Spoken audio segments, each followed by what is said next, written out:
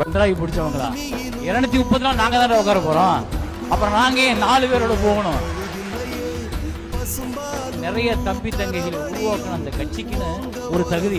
அது அசாதாரணமா ஒரு கவர்ச்சிக்காக ஒரு சினிமா கவர்ச்சியோட கூட்டணி செஞ்சிருச்சுன்னா நாம் தமிழர்ன்ற அடையாளமே செத்து போயிடும். ஸோ அதனால சீமானோட கூட்டணி சேரணும்னு யாரும் நினைக்காதீங்க, வரவும் வராதீங்க.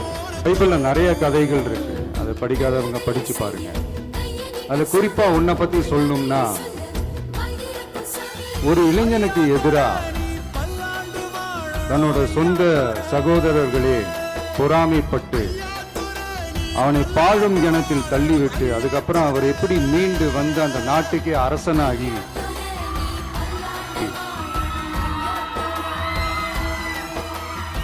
தனக்கு துரோகம் செஞ்ச தன்னுடைய சகோதரர்கள் மட்டுமல்ல அந்த நாட்டையே எப்படி காப்பாத்தினாருன்னு சொல்லி இந்த மாதிரி நிறைய இன்ட்ரெஸ்டிங்கான கதைகள்லாம் பைபிள்ல இருக்கு.